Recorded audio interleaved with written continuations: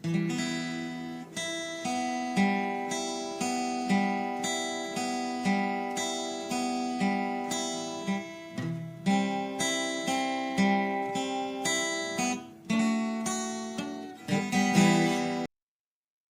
The lord. అపోస్తుడైన పౌలు రోమీలకు రాసిన పత్రిక 5వ అధ్యాయం 6వ వచనము చదువుకుందాము. ఏలయనగా మనం ఇంకా బలహీనులమై ఉండగా క్రీస్తు యుక్త కాలమున భక్తిహీనుల కొరకు చనిపోయేను. అపోస్తుడైన పౌలు గారు దేవుని యొక్క మహాప్రేమను గురించి, దేవుని యొక్క గొప్ప ప్రేమను గురించి ఇక్కడ వర్ణిస్తున్నారు. ఈ ప్రేమ అనర్హులకు, అయోగ్యులకు, బలహీనులకు, భక్తిహీనులకు, పాపులకు దేవుడు ఎలా అనుగ్రహిస్తున్నాడో ఇక్కడ తెలియజేస్తున్నాడు. దేవుని యొక్క ప్రేమకు కారణాలు మనలో లేవు, కానీ ఆ కారణాలు ఆయనలోనే ఉన్నాయనే వాస్తవము ఇక్కడ వాక్యం ద్వారా మనం తెలుసుకోగలము. మరి బలహీనులు ఎవరు? యేసయ్య మరణించినటువంటి ఆ భక్తిహీనులు ఎవరు అని మనం చూసినట్లయితే పౌలు గారు మొదటి 2 అధ్యాయాలలో వారి గురించి ప్రస్తావించారు. మనము వారము అనగా మనమే బలహీనులము, మనమే భక్తిహీనులంగా ఉన్నాము. యేసు యుక్త కాలమున భక్తిహీనుల కొరకు చనిపోయేను అన్నప్పుడు తండ్రి అయిన దేవుడు తన కుమారుడైన క్రీస్తును తగిన సమయంలో, సరైన సమయంలో ఈ లోకానికి పంపినాడు. చాలా మంది అనుకుంటారు ఆయన చాలా ఆలస్యంగా వచ్చాడు అని. కొంతమందికి అలా అనిపిస్తుండొచ్చు, కానీ యేసయ్య చేసినటువంటి పని దేవుని యొక్క ప్రణాళిక ప్రకారము, దేవుని యొక్క సమయంలోనే ఆ రక్షణ కార్యము ఆయన జరిగించాడు. గలతీలకు రాసిన పత్రికలో కూడా పౌలు గారు యుక్త కాలము అనగా దేవుని యొక్క కాలం పరిపూర్ణమైనప్పుడు దేవుడు తన కుమారుని పంపెను అని తెలియజేశాడు. యేసయ్య రాకడ లేదా ఆయన యొక్క సువార్త వ్యాప్తి కోసము లోకం ఆత్మీయంగా సిద్ధపడింది. ఆయన రాకడ కొరకు, సువార్త పని కొరకు లోకము ఆర్థికంగా సిద్ధపడింది, లోకము రాజకీయంగా సిద్ధపడింది, భాషాపరంగా సిద్ధపడింది, తాత్విక పరిజ్ఞానం కలిగి సిద్ధపడింది. యేసు ప్రభుల వారు ఈ లోకానికి రావడం అంటే మనము కూడా రక్షకుని యొక్క అవసరతను కలిగి ఉన్నాము. మనం పాపంలో ఉన్నాము, మనల్ని మనం రక్షించుకోలేము. మనం బలహీనులుగా ఉన్నాము, మనల్ని మనం బలపరుచుకోలేము.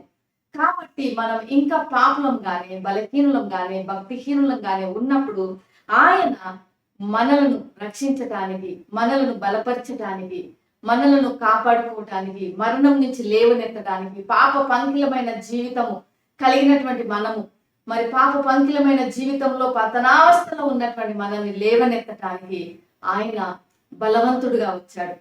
బలహీనులమైన మనల్ని మనం రక్షించుకోలేము. మనకు ఒక బలవంతుడు కావాలి, మనకు ఒక రక్షకుడు కావాలి. ఆ స్థితిని ఆయన గమనించి మన కొరకు ఈ లోకానికి ఆయన వచ్చారు.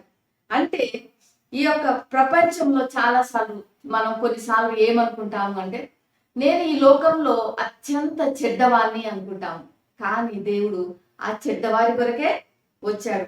నేను ఈ లోకంలో నాకు జీవించే శక్తి లేదు, నాకు బలం లేదు అని అనుకుంటున్నప్పుడు ఆయన ఆ శక్తిహీనులను శక్తిమంతులుగా చేయడానికి, బలహీనులను బలవంతులుగా చేయడానికే ఆయన ఈ లోకానికి వచ్చాడు.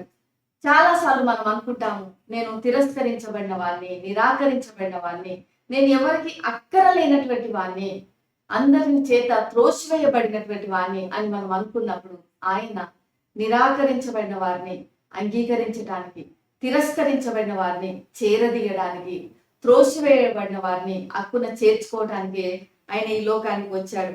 దేవుడు తప్పిపోయిన వారిని, పాక్షికంగా తప్పిపోయిన వారిని రక్షించుకోవడానికి ఆయన రాలేదు. ఆయన సంపూర్ణంగా బలహీనులుగా పతనావస్థలో ఉన్నటువంటి వారిని రక్షించుకోవటానికే ఆయన ఈ లోకానికి వచ్చాడు. బలహీనుల కొరకు మరణించాడనే సత్యమును ఇక్కడ మనం చూస్తున్నాము. కాబట్టి ప్రియమైనటువంటి వారులారా, ఈ యొక్క ఉదయకాల సమయంలో నేను బలహీనుడను, నన్ను ఎవరు పట్టించుకునేవారు లేరు, నేను చాలా హీన స్థితిలో ఉన్నాను, నన్ను పట్టించుకునేవారు లేరు, నేను భక్తిహీనమైన స్థితిలో ఉన్నాను, నన్ను ఎవరు పట్టించుకునే స్థితిలో లేరని అనుకుంటున్నట్లయితే యేసు ప్రభువుల వారు మన కొరకే వచ్చాడు, బలహీనులను బలపరచడానికే వచ్చాడు, శక్తిహీనులను శక్తిమంతులుగా చేయడానికే వచ్చాడు.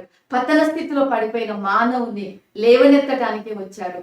మరి ఏ రీతిగా లేవనెత్తుతున్నాడంటే తను మన కొరకు సిలువలో మరణించుట ద్వారా, తిరిగి లేచుట ద్వారా, తన పునరుత్థాన శక్తి ద్వారా మనల్ని కాపాడడానికి ఆయన ఈ యొక్క లోకానికి వచ్చాడు.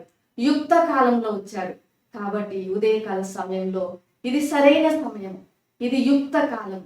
మరి మీరు ఆయన చెంతకు వచ్చినట్లయితే ఆయన మిమ్మల్ని రక్షించగలడు. మీ పాపములను కూడా ఆయన క్షమించగలడు. తన యొక్క మరి కుమారుడు కుమార్తెగా ఆయన స్వీకరించగలడు. యుక్త కాలం ఇదే సరైన సమయము. ఈ దినమే అనుకూల సమయము. ఆయన యుద్ధకు వద్దాము. ఆయన అనుగ్రహించే రక్షణను మనం పొందుకుందాము.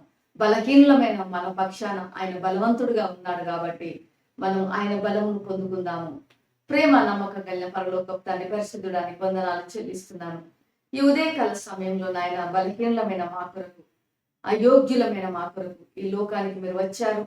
నాయన మీరు మా కొరకు మరణించి తిరిగి లేచినారు. మమ్మల్ని బలపరిచారు. ప్రభువా మాకు రక్షణనిచ్చారు. అందుకొరకు మీకు వందనాలు చెల్లిస్తున్నాను. నీ ప్రేమ కొరకు వందనాలు చెల్లిస్తున్నాము. యేసుక్రీస్తు నామములో ప్రార్థిస్తున్నాము. ఆమేన్. దేవుడు మిమ్మల్ని దీవించుగాక.